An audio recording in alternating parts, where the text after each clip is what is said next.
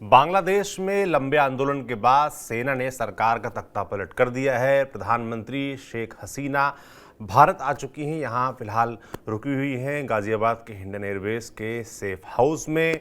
लगातार मीटिंगों का दौर जारी है, मगर बांग्लादेश में इस वक्त चल रहा है मार्शल लॉ। तो ये मार्शल लॉ क्या होता है, आप ये भी खबर सुन रहे होंगे कि पॉलिटिकल असाइलम यानी कि राजनीतिक शरण की लगातार प्रयास कर रही हैं शेख हसीना।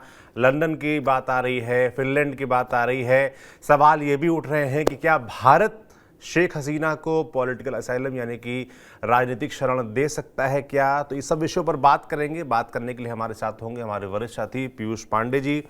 पीयूष जी, सबसे पहले तो थोड़ा ये मार्शल लॉ के बारे में बताइए जो फिलहाल चल रहा है बांग्लादेश में। जब से शेख हसीना ने इस्तीफा दिया, वो भारत आ गई, मार्शल लॉ वहाँ पर लागू है। अंतरिम सरकार की भी बात सामने आ रही है कि वो भी जल्द बनेगी, मगर जब तक मार्शल लॉ चलता रहेगा। तो ये मार्शल लॉ क्या है, इसका इतिहास क्या है, पहले थोड़ा सा हमको वो समझाइए, फिर हम आते हैं पॉलिटिकल असाइलम पर।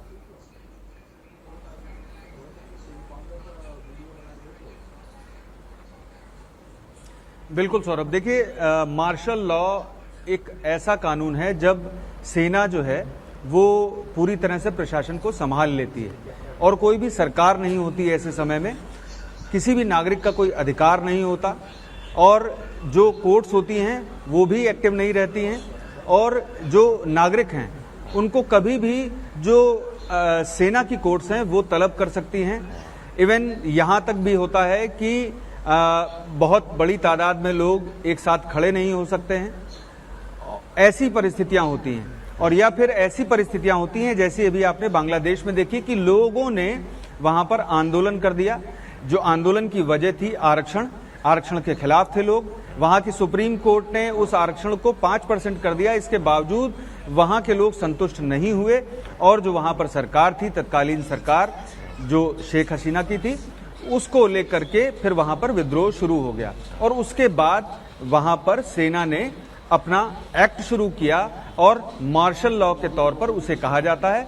अगर इसकी शुरुआत कहें तो सटीक तौर पर यह कहा जा सकता है कि प्रथम विश्व युद्ध से लेकर के द्वितीय विश्व युद्ध के बीच में कई बार इसका प्रयोग किया गया। खासतौर पर जर्मनी ने द्वितीय विश्व युद्ध में इसका पूरे तरीके से प्रयोग किया और जापान में भी इसका प्रयोग किया गया। तो मार्शल लॉ वो व्यवस्था है जब सेना सभी चीजों को अपने अधिकार में ले लेती है। नागरिक अधिकार पूरी तरह से एबॉलिश कर दिए जाते हैं उस समय, यानी कि लागू नहीं होते हैं। अभी जिस तरह से मैं यहाँ पर आपको स्वतंत्र रूप से अपनी राय व्यक्त कर रहा हूँ या फिर किसी खबर पर बात कर रहा हूँ, तो जब मार्शल लॉ लागू होता है तो ऐसी स्थिति में मीडिया भी वर्क करने में सक्षम नहीं होती है।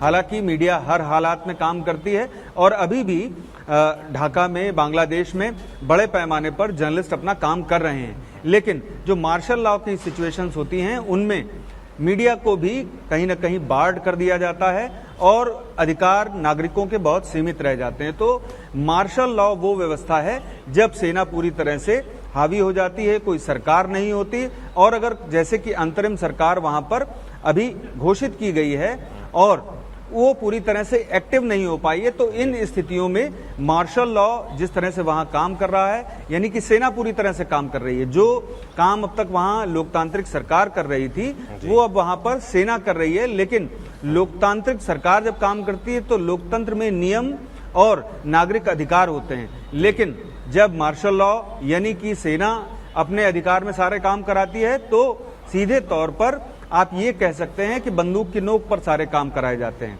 हालांकि सेना अपने तरीके से काम करती है और इसकी वजह ये होती है कि बड़े पैमाने पर कानून व्यवस्था में खराबी ना हो।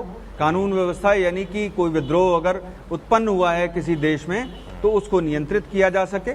और कई बार ऐसी सिचुएशंस होती हैं कि सरकार के खिलाफ लोग जब विद्रोह पर उतर आते हैं, जैसा कि बांग्लादेश में हुआ और इसके पहले आपने श्रीलंका में देखा था, और ऐसी परिस्थितियां कई देशों में कई मौकों पर आई हैं और सेना ने वहां पर एक्ट किया है और उस स्थिति को मार्शल लॉ कहा जाता है।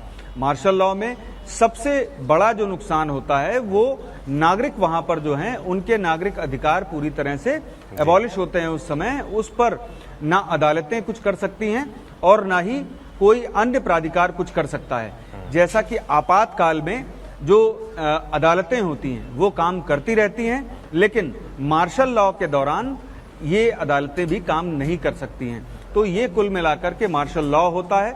मार्शल लॉ और आपातकाल में बहुत बड़ा अंतर है, क्योंकि आपातकाल, जैसा कि आप जानते हैं, 1975 के समय में, इंदिरा गांधी के समय में आपातकाल एक बार लागू किया गया था। तो आपातकाल सरकार की सिफारिश पर जो राष्ट्रपति हैं वो अनुच्छेद 354 के तहत उन्होंने वो लागू किया।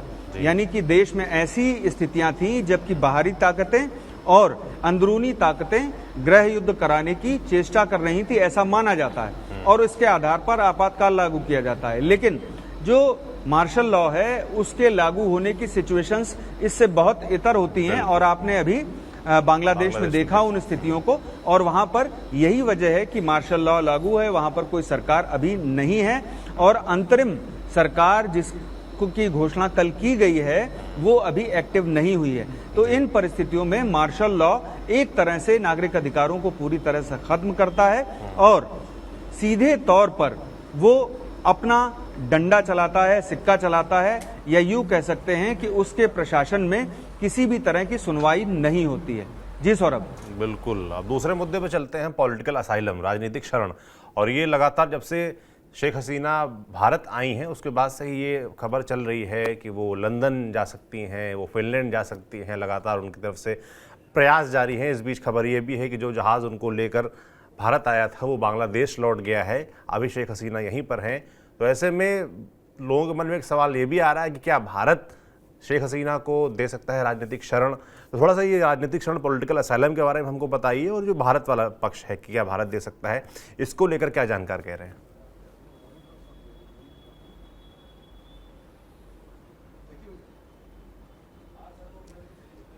सौरभ, देखिए, अभी थोड़ी देर बाद करीब 3 बजे जो हमारे विदेश मंत्री हैं जयशंकर जी, वो लोकसभा में यानी कि संसद में वो सूचित करेंगे, और इस पूरे प्रकरण के बारे में, जो प्रकरण हुआ है, जो घटना हुई है बांग्लादेश में, उसके बारे में पूरे देश को सूचित करेंगे और संसद को सबसे पहले सूचित करेंगे। तो इस बारे में मैं आपसे ये बताना चाहूंगा कि अभी शेख हसीना की जो मौजूदा स्थिति है वो भारत आ गई हैं, लेकिन उन्हें जो राजनीतिक शरण लेनी है वो इंग्लैंड में या फिर फिनलैंड में, ऐसी सूचना आ रही है। और अभी तक उन्होंने भारत से राजनीतिक शरण की मांग की है या नहीं की है, इस बारे में भी कोई सटीक जानकारी नहीं सामने आई है, क्योंकि भारत से अगर उन्होंने राजनीतिक शरण की मांग की होगी तो इस बारे में सरकार को बाकायदा विचार करना होगा, क्योंकि इसके फायदे और नुकसान दोनों हो सकते हैं। हमारा पड़ोसी देश है बांग्लादेश, और किन परिस्थितियों में वो स्वतंत्र हुआ था, आजाद हुआ था और एक आजाद देश बना था, वहां पर लोकतांत्रिक सरकार स्थापित हुई थी, तो वो सारी परिस्थितियां आप जानते ही हैं। तो इस वजह से हमारी नजदीकियां हमेशा बांग्लादेश से रहीं, और खास तौर पर जो शेख हसीना का परिवार है, उनके पिता हैं, उनकी पार्टी है, उससे भी भारत का रुझान रहा और हमेशा वो भारत का समर्थन करते रहे।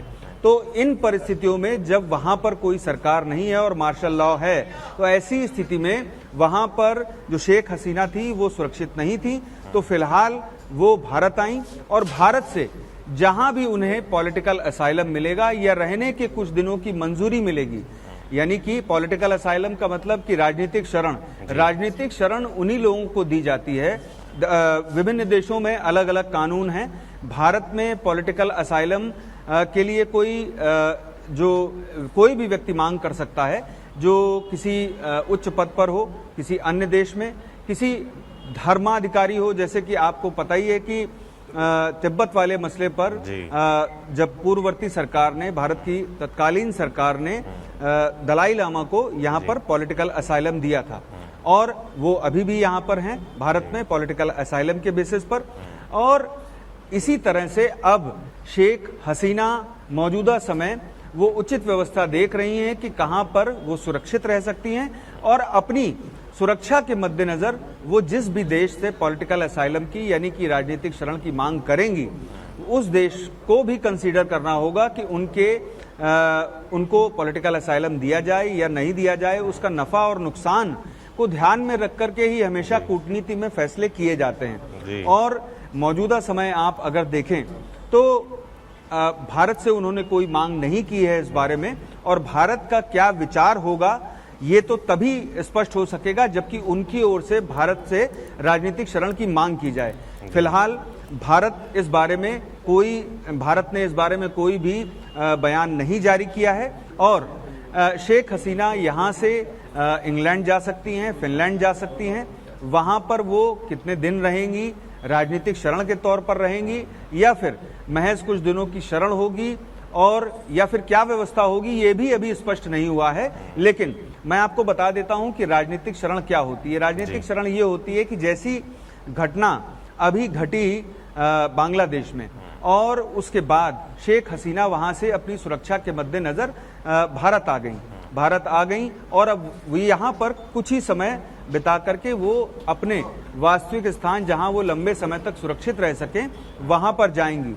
और राजनीतिक शरण बाकायदा नियम के तहत होती है, और इसी तरह से जब तिब्बत का मसला हुआ था तब दलाई लामा को भी भारत ने राजनीतिक शरण दी थी, लेकिन मौजूदा समय अभी शेख हसीना की तरफ से कोई मांग राजनीतिक शरण की भारत से नहीं की गई है। तो इन परिस्थितियों में भारत तटस्थ है। अभी तक कोई भारत की तरफ से ये स्पष्ट नहीं किया गया है कि कहां पर शेख हसीना रहेंगी या नहीं रहेंगी। लेकिन मैं आपको ये जरूर बता देता हूं कि जो विदेश मंत्री हैं जयशंकर, वो थोड़ी देर में संसद में इस बारे में बयान देंगे और इसके बाद इस मसले पर स्पष्टता जरूर आ जाएगी, क्योंकि शेख हसीना यानी कि बांग्लादेश में उनकी पार्टी से, उनके परिवार से भारत के जो संबंध हैं वो हमेशा बहुत अच्छे रहे हैं। तो ऐसी स्थिति में भारत उनकी मदद उस स्थिति तक जरूर करेगा जहां पर उसे कोई नुकसान नहीं हो, या फिर उस स्थिति तक जरूर करेगा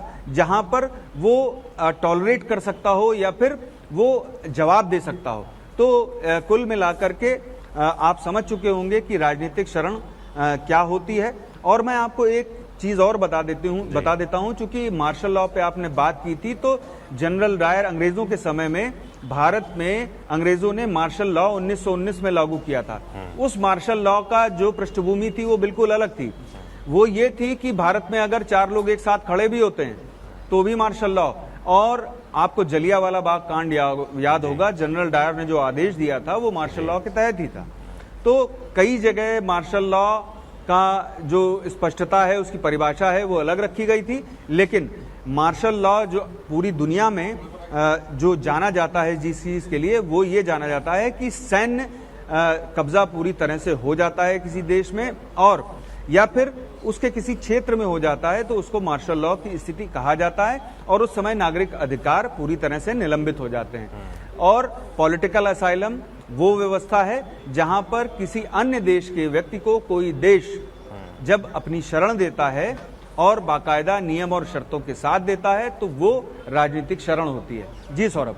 बिल्कुल, आप कह रहे थे कि अभी राजनीतिक शरण मांगी है कि नहीं मांगी है शेख हसीना ने, इसको लेकर भी क्लैरिटी नहीं है।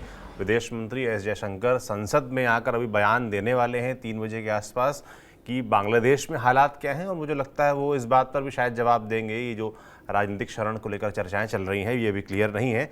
मगर एक चीज़ मैं आपसे और समझना चाहूँगा कि भारत अगर उनको राजनीतिक शरण देता है तो उसके फायदे और नुकसान क्या हैं। नुकसानों की ज़्यादातर बात हो रही, क्योंकि जिस तरीके से वहाँ पर आंदोलन हुआ तो शेख हसीना के एंटी पूरा मूवमेंट चला है, तो एंटी शेख हसीना वहाँ पर पूरा वेव है, और कैसे उसको भारत से जोड़ा भी जाता रहा है।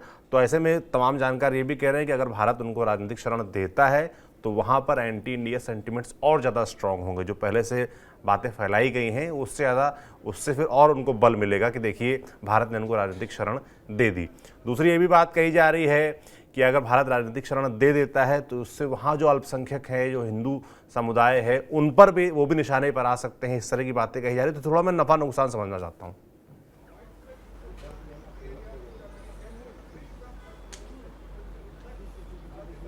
बिल्कुल सौरभ, देखिए अहम बात यह है कि अगर आप अपने इतिहास को उठाकर देखें तो आपने तिब्बत के मामले में जब दलाई लामा को राजनीतिक शरण दी तो उसका नुकसान ये हुआ कि हम कभी एक तरह से चीन के बहुत सटीक मित्र या अच्छे मित्र नहीं बन पाए। हमारे व्यापारिक रिश्ते हैं, हमारे बाकी रिश्ते भी हैं, लेकिन हमारे रिश्ते अच्छे नहीं हैं। खटास हमेशा बनी रहती जी। है, वो चाहे बॉर्डर्स को लेकर के हो या फिर अन्य इश्यूज हो, तो खटास हमेशा बनी रहती है। और चूंकि बांग्लादेश में जो परिवार है शेख हसीना का, उससे बहुत ही ज्यादा करीब रिश्ता रहा है। भारत के जो भी प्रशासन में रही है सरकार, जी। उसका हमेशा करीब रिश्ता रहा है।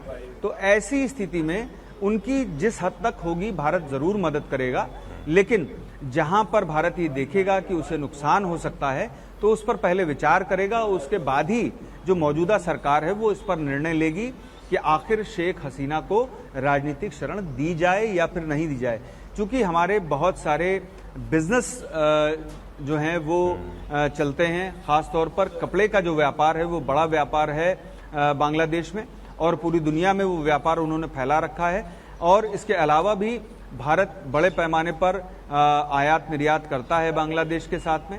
इसके अलावा राजनीतिक रिश्ते जो हैं, चूंकि जब आप एक पार्टी या एक परिवार को राजनीतिक शरण दे रहे हैं तो ऐसी स्थिति में वहां पर जो दूसरा पक्ष है वो जाहिर सी बात है कि आपके पक्ष में तो कभी नहीं खड़ा होगा।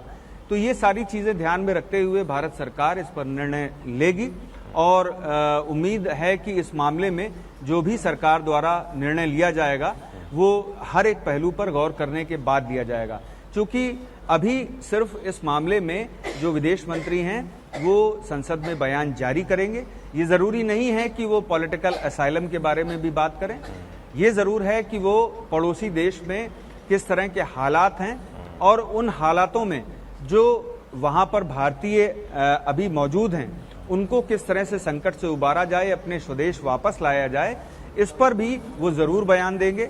और बाकी जो पॉलिटिकल असाइलम देने वाली बात रही, और या फिर शेख हसीना कहां पर जाके रुकेंगी, ये चूंकि एक ऐसा कूटनीतिक मसला है कि शायद इस पर वो सार्वजनिक तौर पर बयान नहीं दें और इस पर कोई बाद में बयान अलग से जारी किया जाए। क्योंकि अभी सबसे बड़ा मसला यही है कि बांग्लादेश में जो हिंदू हैं और या फिर जो भारतीय हैं, भले ही वो हिंदू हों या सिख हों या ईसाई हों या मुस्लिम हों, ये एक अलग बात है, पर वहां पर जो भारतीय हैं उनको किस तरीके से वापस लाया जाए और क्या सिचुएशंस हैं। अभी वहां पर हाई कमीशन के बड़े पैमाने पर अधिकारी मौजूद होंगे जो भारत का उच्चायोग है, और इसके अलावा जो वहां पर भारतीय रहते हैं या फिर वहां पर गए हुए हैं या घूमने गए हुए हैं या पढ़ाई कर रहे हैं, जिस तरह से भी वहां पर भारतीय हैं उनको किस तरह से सुरक्षित वापस लाया जाए, सबसे प्राथमिक चिंता भारत की यही होगी। और साथ ही जो रिश्तों को लेकर के बातचीत है वो एक अलग मुद्दा है, उस पर जब संसद में इस बारे में चर्चा होगी तो जरूर सरकार इन्फॉर्म करेगी। लेकिन मेरा ये मानना है कि अभी फिलहाल जो वहां पर भारतीय फंसे हुए हैं उनको वापस लाने पर विदेश मंत्री जी की ओर से बयान दिया जाएगा, और साथ ही शेख हसीना कहां जाएंगी ये भी हो सकता है कि वो इस बारे में संभावित अपना जवाब पटल पर रखें और या फिर उस बारे में जानकारी दें। जी सौरभ। बिल्कुल, धन्यवाद पीयूष जी। बाकी ये लगातार हमारी नज़र बनी रहेगी इस पूरे मसले पर, खासतौर पर विदेश मंत्री एस जयशंकर संसद पटल पर आकर क्या बताते हैं बांग्लादेश को लेकर, आगे सरकार क्या कार्रवाई कर सकती है, वहाँ पर क्या हालात हैं, जो वहाँ पर भारतीय फंसे हैं उनको कैसे वापस भारत लाया जाएगा, इसको लेकर क्या योजना है। तो तमाम सवालों के जवाब आज मिल सकते हैं, उस पर हमारी नज़र बनी रहेगी। जो भी जवाब आते हैं आप तक हम ज़रूर पहुँचाएंगे। आप देखते रहिए TV9 डिजिटल। शुक्रिया।